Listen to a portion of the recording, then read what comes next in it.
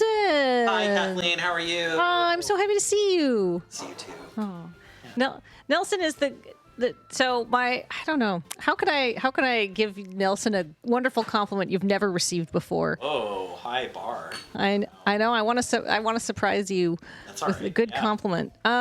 Nelson is the kind of person that you meet them and they're like, oh, what a nice guy, and then you spend some time getting to know you, and I'm like, what a good person you are, like inside and out. Nice.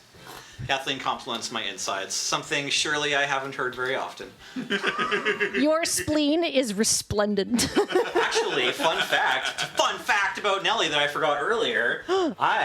Apparently, when I was born, the doctors were like, biggest spleen I've ever seen in a baby. Really? Wow, it is resplendent. They kept me an extra day. They were worried about me, but it was fine. Well, as a child, I was very jaundiced. Oh, sorry to hear that. I had to go under the funny lamps. We had Kira in the hospital for 5 days, also jaundiced. Yeah. And the whole time, it was the middle of the summer, and the whole time I was like, can I not just take her outside? It's just like sun shining down. Just like the Lion King. Yeah. Can I not just, she just needs vitamin D, man. Yeah. Blank Shade says, I learned last year my spleen is in the 99th percentile for size. Yeah. You also have a resplendent spleen. In the big way or the small way? Right? Oh, yeah. 99th means it's bigger than 99%. We need a new dating app for the small spleen and big spleen kids. So that they can match up correctly and have normal spleen babies. Alternately, With a big we can have an opt-in spleen optimization project. I'm realizing and developing a new appreciation for the fact that I know nothing about my spleen. Yeah, it's probably Except fine. that I have Totally one, normal, yeah. I don't know anything about it's, where it is. I think what we're learning today is people that know anything about their own spleens, there's something weird going on. Like, it's either a problem or it's just weird. I gotta do a little housekeeping here for engineering. They said it actually is not cool that we do spleen breeding live on the internet. Spleeting? Yeah. Hey, Megan, do you still have your appendix? Yes, I do. Your appendix is doing a good job. Thank you. Okay. It's doing a great job doing nothing.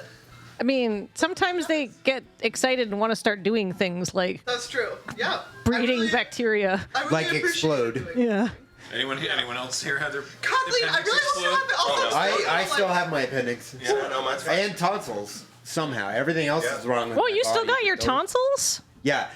All the bad organs are fine. All the good organs are messed. You're I not don't supposed to actually take out people's tonsils unless it's like a really bad problem, because they do something. Yeah, you know what's crazy? I used to... this is what I sound like without tonsils and adenoids. Okay. There was something very wrong with the whole inside of my sinuses as a child. Yeah, they get in there just scraping. They're just like, geez. Well, good luck, kid. Oh, jeez. We could have had a much higher pitched Kathleen, is what you're telling us. I could have been even squeakier. Now I've got all the original stuff, all stock parts except my teeth. Oh, I still have all my original teeth. How did we get into this conversation? Spleen. You complimented my spleen. Yeah. Anybody else want some compliments on their literal insides? Colin, I bet all your bones are super solid. Let's see 'em. Really are. Have you ever broken a bone? No. I was right. Okay, I'm gonna lose this conversation. I've never broken a long bone. Yeah. Oh. What? You broke Like I've broken fingers and Okay. toes, but I've never broken a long bone. Oh, a long bone. When I was 12, I was at horse camp, #horse nerd, on Fort Sam Houston, because that's where my dad was stationed. And you could go to horse camp for much cheaper if it's on base, because they just have horses around for like parades and stuff, like in case they have them. And it was like very rainy, so we were like outside like running a little obstacle course instead of riding in the afternoon. And I tripped and fell, and my bone popped out of its socket. My elbow bone popped out of its socket, and some pieces of it chipped off. And so they call the paramedics, and the ambulance comes, and luckily it's just down the road from the hospital. But I was just like so delirious with pain. Yeah. That I like look up at the EMT and I'm like, you have really crooked teeth. Oh no. How old were you? Thanks, kid. I think, to be fair to him, I remember him like really taking that in stride. He didn't take it out on you one bit on the way to the hospital. Yeah, I'm leaving you on the sidewalk. Right. I kind of, it's amazing that you broke a bone at horse camp in a way that had nothing to do with horses. Yes, I did several years later get thrown from a horse and break my shoulder. Oh, geez. But I appreciate that the first time was just tripping and falling. Just straight up, my own 2 feet. Amazing. I dislocated my hip rolling out of bed once. Wow. Are you okay? I mean, Oh, it that sounds was awful. so unbelievably painful. Yeah. Did you just? How did? How? Turns out that the human body is treacherous. And while humans are simultaneously extremely resilient and incredibly fragile. Yeah, we're And- like, yeah, and it's just like it's random chance. You can just roll over wrong. Wow. I hadn't broken any bones in my body until a few years ago. I think it was 2021. I got out of bed because I had to go to the bathroom and walked right into, this is funny, it wasn't one of my walls, it wasn't like a door frame. I had kind of recently purchased, like it's 2021, I had purchased a treadmill. And so it's just like this kind of long, flat thing that's just, half a foot tall, and I just like got out of bed. It was like sort of new thing in my Those bedroom. walking pads. And yeah, walking pad, yeah, exactly. Like, it had like a handle, but we didn't use it, so it's basically just this thing on the floor, and like, it's the middle of the night, it's dark, and I walked right into it and broke my like, it wasn't my big toe because I've got those kind of feet where my second toe is longer, so Right. I just like stubbed my toe, and then 6 months later I was like, oh, this still hurts.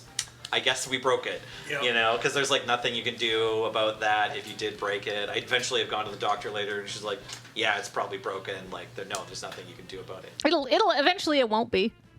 I don't know, man. It's still not really mobile, and it still sort of hurts if I want to like try to bend it. So it's like I think it's probably kind of fused back together, so it's probably not broken, but it's still kind of broken. Do you know what I mean? In the way that it doesn't work right. Yeah. Like it's You not just gotta, fixed. you gotta break it again so you can put it back into place. Yeah, like if I want way. exactly. If I Yeah. actually wanted to get the full function of my toe back, I'd need to somehow like break it 2 more times and then like I don't know, Yeah. cast Yeah. the joints Good or something. news, we've got you a We new call that treadmill. reset. There's like the horrifying realization that toes are like a blade of armor. Yeah, you can't cast a toe. You basically just freak it. Sorry. Yeah. How many bones have you broken? 3. Okay. Okay, this is not a contest. I thought maybe you could compete, but no, never mind. No. We're all telling horrible stories. Yeah, go for it, Yeah. Mikey. Yeah. All right. So during COVID, when I had COVID, 2021, I was vaccinated, so it was fine. I fell while out in Frisco. That was before I got COVID, so I broke it and then I got COVID. Anyway, I was out in Frisco and I broke this knee horizontally. Feel bad for Tara, not for me, honestly, because I was just stuck in the apartment for like weeks and weeks and weeks. But yeah, if you break your little So patella. Yeah. it's just kind of a little plate. Yeah. Very fragile. Oh. That was the worst one. It's How never did the you same. break My it knee, across? my knee still clicks like to this day. I'm such an old man. Also, look, people are talking about yes, broken bones you can't do anything about. Sometimes stuff breaks. But this is the number one thing I'm going to tell people, which is people don't stretch enough. You should stretch. Oh, yeah. You should be stretching 15 to 30 minutes a day. This is victim blaming. Okay, There is that element of it's like how did you dislocate your hip by rolling out of bed? It's like, well, I didn't stretch enough. I'm just saying, you should be stretching, if you can, you should be stretching 15 to 30 minutes a day. Because Sure. it is, I guess like, so. yeah, sure, yeah. Can I- guess so. You cannot hurt is what I'm saying. Can I give you the story of the one bone that I broke? That's right. Which was a very interesting bone to break and it was like super inconvenient. I was gardening in my like front yard area, and there's like a little slope, and I wasn't paying attention to what I was doing. I was wrestling with a hose, and I took a step backwards and somehow ended up like wedging my foot and tripped. But I fell backwards, but my foot got stuck, and so there was a... No. Well, here's what happened. Because typically a tendon will tear at this point, but my tendons, tight and unstretched, decided what they were going to do is tear off that chunk of bone instead. So it wasn't that really, it wasn't honestly that bad, but it was an incredibly inconvenient injury to heal. Because in addition to having a broken bone, I had a very badly sprained ankle. To be fair, And you had to travel while this was going on, right? to be fair, all the doctors were like, I mean, that's a heck of a thing. Yeah. Like, apparently it was bad, but like, Interesting. good, but like good considering. Yeah, it was like the best outcome in a situation like that could happen, because what's usually going to happen is your tendon will tear. Yeah. But my tendon just was like, I'm not a quitter. All right. Well, stop talking about breaking your bones. Okay, wait, I had one more question. okay. I knew you would have one more gross one. Okay, one more question. Okay. No, it's not. This one's not a gross one, but I would say, have you all had the experience of where a doctor looks at you and then they're like, "Can I get my students in here to look at this?" Yes. No, but pretty close. Yes. No. Pretty close to that. I had shingles. Yes. And so I go into the doctor because I had like what I thought was just like I had this weird, very painful, persistent acne on just like one side of my face, or I thought it was acne. So I go into the clinic, I sit there, the doctor walks in, takes one look at me, points at me and says, "You've got shingles." I'm like, "What?" And he's like, "Sorry, I mean, can you tell me what symptoms you're experiencing?" And I'm like, "Well, I've got this really persistent rash. I bet it's just on one side of your body, right?" "Yeah." "Well, because you have shingles." I was admitted to a teaching hospital twice. So every day you Amazing. meet all the students. They're Yeah. really nice. Like, Yeah. med students are fun. It's the way when they're not a student anymore, they're not as fun. Yeah. Shots fired, doctors. Okay, so a friend was telling me about a study that they had read that said that basically it was shown that if a doctor, like for the first literally just 15 seconds, would listen to a patient and not say anything, they would more often lead to a correct diagnosis. But the literally- problem was getting doctors to listen to people for 15 seconds. I'm stripping off my fingernails. This makes me so anxious. Like, yes. Yeah, I know. We know. Well, that Anyways, got dark. doctors are great. Doctors are sometimes great. All Anything else right. we can talk about? But hey, Okay. if you just got here, we've got a cool robe that you can enter the giveaway for $6.14. Raise some money for doctors who are sometimes great.